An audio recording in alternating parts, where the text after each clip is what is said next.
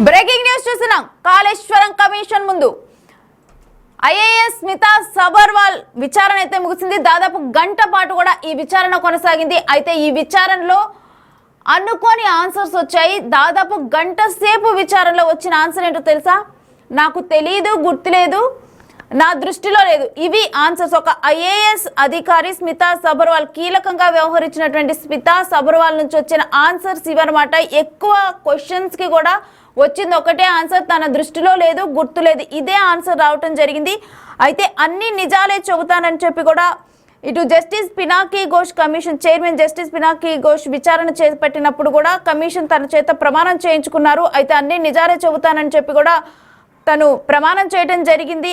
అప్పుడు ఎవరైతే ఐఏఎస్ అధికారి స్మితా సబర్వాల్ ఆ కాళేశ్వరం ప్రాజెక్టు విషయంలో తను కూడా ఒక కీలకంగా ఉన్న వ్యక్తి, తను ప్రమాణం చేసిన తరువాత తన దగ్గర నుంచి వచ్చిన ఆన్సర్స్ అయితే ఇటు కమిషన్ ఇచ్చిన క్వశ్చన్స్ ఒకసారి చూద్దాము. అయితే కేబినెట్ ఆమోదం లేకుండానే 3 బ్యారేజీలకు పరిపాలనా అనుమతుల జీవోలు తెలియచేశారా అనే ప్రశ్నలు తన ముందుంచినప్పుడు తన దృష్టిలో లేవు అనే సమాధానం ఇచ్చింది ఒక స్మితా సబర్వాల్, ఐఏఎస్ స్థాయి అధికారి. అయితే కొన్ని ఫైల్స్ సీఎంఓకి రాకుండానే, కేబినెట్ అనుమతి పొందకుండానే పరిపాలనా అనుమతులు పొందాయా అని చెప్పి కమిషన్ అడిగింది. దానికి స్మితా సబర్వాల్ అన్నారు, నాకు తెలియదు, అవగాహన లేదు అని సమాధానం ఇచ్చారు. అయితే దాచడానికి ఏమీ లేదు, నిజాలు మాత్రమే చెప్పాలని స్మితా సబర్వాల్కు సూచించింది కమిషన్. సీఎంఓకి వచ్చేటువంటి ప్రతి ఫైలు సీఎం అప్రూవల్ ఉంటుందన్న స్మితా సబర్వాల్ 2014 నుంచి 10 ఏళ్ల పాటు సీఎంఓలో సెక్రటరీగా పనిచేశానని తెలిపింది. అయితే సీఎంఓలో 7 శాఖలను చూపినట్లు కాళేశ్వరం కమిషన్కు చెప్పారు Smita Sabharwal. My role is limited, general coordination మాత్రమే అని కమిషన్ ముందు చెప్పారు. అయితే 3 బ్యారేజీలకు సంబంధించి ఏదైనా డిపార్ట్మెంట్ నుంచి నోట్స్ సీఎంఓకి వచ్చాయా అని కమిషన్ అడిగింది. నా దృష్టిలో లేదు, నాకు ప్రస్తుతం గుర్తుకు లేదు అని కమిషన్కు తెలిపారు స్మితా సబర్వాల్. సో దాదాపుగా కూడా కమిషన్ నుంచి ఏ క్వశ్చన్ వచ్చినప్పటికీ కూడా నాకు తెలీదు, నా దృష్టిలో లేదు, నాకు గుర్తులేదు, ఇది ఒక ఐఏఎస్ స్థాయి అధికారి, ఒక ఐఏఎస్ అధికారి స్మితా సబర్వాల్ నుంచి వచ్చిన ఆన్సర్స్. డెఫినెట్గా కూడా ఈ ఆన్సర్స్ తెలిసిన తర్వాత బయట జనాలు కూడా ఆశ్చర్యపోతున్నారు. అంటే కీలకంగా ఉన్నటువంటి ఒక వ్యక్తి తన దృష్టిలో లేదు, తెలియదు, గుర్తులేదు, ఒక ఐఏఎస్ స్థాయి అధికారి ఇటువంటి ఆన్సర్ చెప్పిందని చెప్పి కూడా అందరూ ఆశ్చర్యపోతున్నారు. ఎందుకంటే వాళ్ళు డెఫినెట్గా కూడా ఐఏఎస్ స్థాయికి వెళ్ళారంటే వాళ్ళు ఏ రేంజ్లో అంటే వాళ్ళకి మైండ్ పవర్ కానీ, నాలెడ్జ్ కానీ, ఎవ్రీథింగ్ చాలా ఎక్కువ ఉంటుంది. ప్రతి విషయాన్ని కూడా వాళ్ళు క్షుణ్ణంగా గుర్తుంచుకుంటారు, క్షుణ్ణంగా కూడా వాళ్ళు పరిశీలిస్తూ ఉంటారు. అటువంటి స్థాయి అధికారిని నుంచి ఇటువంటి ఆన్సర్ రావడం అయితే డెఫినెట్గా కూడా ఆశ్చర్యపరిచింది. అయితే కమిషన్ అడిగిన క్వశ్చన్స్కి అయితే తన ముందున్న ఆన్సర్ అయితే నాకు తెలియదు, గుర్తులేదు అని మాత్రమే తన ఆన్సర్ ఉంది. మరోవైపు చూస్తే అసలు స్మితా సబర్వాల్ విచారణకు వెళ్ళిన తర్వాత గంటకు పైగా కూడా ఈ విచారణ మొత్తం కొనసాగింది. స్వయంగా చైర్మన్ జస్టిస్ పినాకీ ఘోష్ ఈ విచారణను కొనసాగించారు. అయితే అన్ని నిజాలే చెబుతానని చెప్పి కూడా స్మితా సబర్వాల్తో ప్రమాణం చేయించారు. ఆ ప్రమాణం చేయించిన తరువాత క్వశ్చన్స్ స్టార్ట్ చేశారు. కమిషన్ క్వశ్చన్స్ 1 by 1 ఈ గంట పాటు కూడా విచారణలో స్పందించడం, అంటే ఏదైతే వారు అనుకున్నారో ఆ ఆర్డర్ ప్రకారం కూడా ఏవైతే వాళ్ళకి కావాల్సిన ఇన్ఫర్మేషన్ ఉందో ఆ ఇన్ఫర్మేషన్ ప్రకారం క్వశ్చన్స్ అడగటం జరిగింది. మరి అసలు కంప్లీట్ డీటెయిల్స్ ఏంటనేది కూడా మా ప్రతినిధి వెంకట్ లైవ్లో అందిస్తారు. వెంకట్, ఈ విచారణ మొత్తంలో కూడా ఒకటే ఆన్సర్ వచ్చినట్లు తెలుస్తుంది స్మితా సబర్వాల్ నుంచి. అసలు ఈ విచారణ ఏ విధంగా కొనసాగింది ఈ గంట పాటు?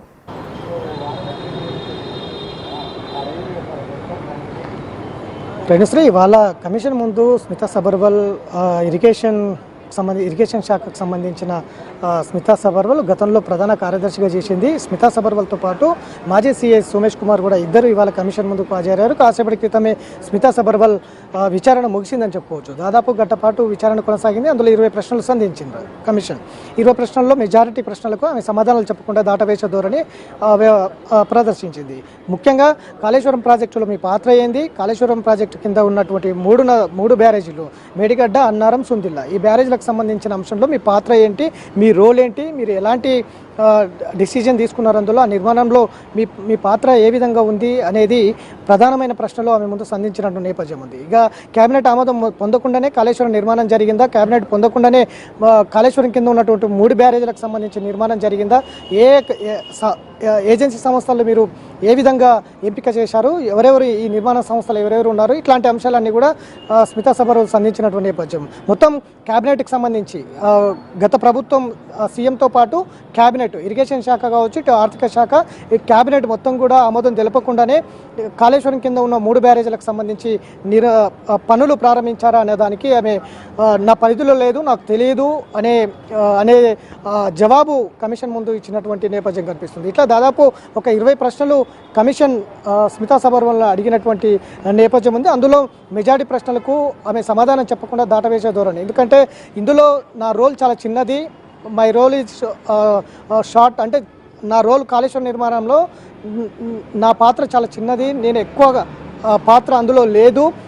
గత ప్రభుత్వం అంటే మంత్రిమండలి కావచ్చు, సీఎంతో పాటు మంత్రిమండలి ఈ వీళ్ళ నిబంధనల ప్రకారం వీరు ఏవైతే ఆదేశాలు ఇచ్చారో ఆదేశాలన్నీ కూడా కొన్ని నా దగ్గరికి వచ్చినాయి, కొన్ని నా దగ్గరికి రాలేదు అనేది కమిషన్ ముందు చెప్పినటువంటి నేపథ్యం కనిపిస్తూ ఉంది. అట్లా అధికారులందరూ కూడా ఇదే ధోరణి అవలంబిస్తున్నారు. ముందు నుంచి కూడా గతంలో 90 మంది అధికారులు కాళేశ్వరం బ్యారేజ్ కింద ఉన్నటువంటి అన్నారం, మేడిగడ్డ, సుందిల ఈ 3 బ్యారేజీలకు సంబంధించిన ఇంజనీర్లను 90 మందిని విచారించింది. ఈ 90 మందికి సంబంధించిన కీలక డేటా సేకరించింది. వారందరూ కూడా ఈఈ నుంచి ఈఎన్సీ వరకు మొత్తం కూడా పై అధికారులు చెప్పినట్టే మేము నడుచుకున్నాము.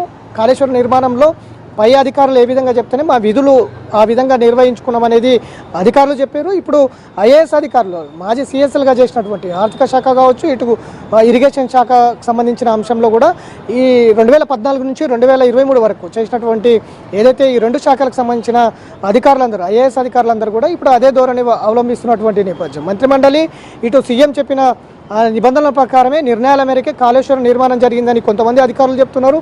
కానీ కొంతమంది అధికారులు మాత్రం దాటవేసే ధోరణి అవలంబిస్తున్నారు. అది నా పరిధిలో లేదు.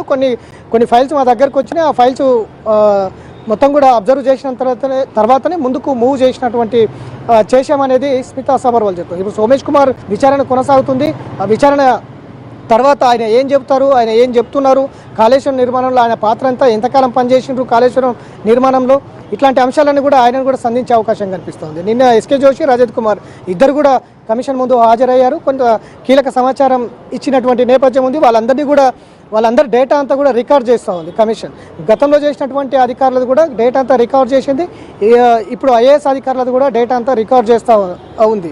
కాబట్టి కీలక సమాచారం అంతా కాళేశ్వరం నిర్మాణం ఎందుకు తప్పిదం జరిగింది, 3 సంవత్సరాల్లోనే ఎందుకు కృంగిపోవాల్సి వచ్చింది, ఎందుకు ఇవాళ బారాజులు ఆ గేట్లన్నీ ఎందుకు కుట్టుకుపోవాల్సి వచ్చింది అనే అంశాల మీద ప్రధానంగా ఆరా తీస్తుంది కమిషన్. కాబట్టి ఇట్లా 3 సంవత్సరాలు తట్టుకోగలిగేంత టెక్నాలజీ మాత్రమే వాడారా, లేదంటే ఎందుకు కృంగిపోవాల్సి వచ్చింది, అదంతా గోదావరి నది అంతా ఇసుక ప్రాంతం కింద పిల్లర్లు ఏ విధంగా పోసిండ్రు, ఇవాళ పిల్లర్లు కృంగిపోవడానికి కారణాలు ఏంటి, ఇసుక మొత్తం కొట్టుకుపోయిన తర్వాత పిల్లర్లు మొత్తం కుంగిపోవడంతో బారాజులు ఇవాళ కొట్టుకుపోయే పరిస్థితి దాపరించింది. ఇవాళ మేడిగడ్డ కావచ్చు, సుందిల కావచ్చు, అన్నారం కావచ్చు, 1,00,000 కోట్ల రూపాయలు కార్పొరేషన్ ఏర్పాటు చేసి 1,00,000 కోట్ల రూపాయలు నిధులు తెచ్చి ఇవాళ కాళేశ్వరం బ్యారేజ్ కింద 3 ప్రాజెక్టులు నిర్మాణం చేసినటువంటి నేపథ్యం ప్రజా సంపద అంతా కూడా ఇవాళ నీటిపాలైంది అనేది ప్రతిపక్ష ప్రభుత్వం ఆరోపిస్తున్నటువంటి నేపథ్యం ఉంది.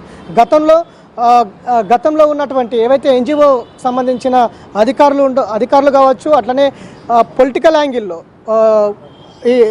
ఇటు టీజేఎస్ కోదండరాంతో పాటు అట్లనే ఎన్జిఓ సభ్యులు రఘు ఇట్లాంటి కాళేశ్వరం మీద సబ్జెక్ట్ ఉన్న నేతలందరినీ కూడా విచారించే అవకాశం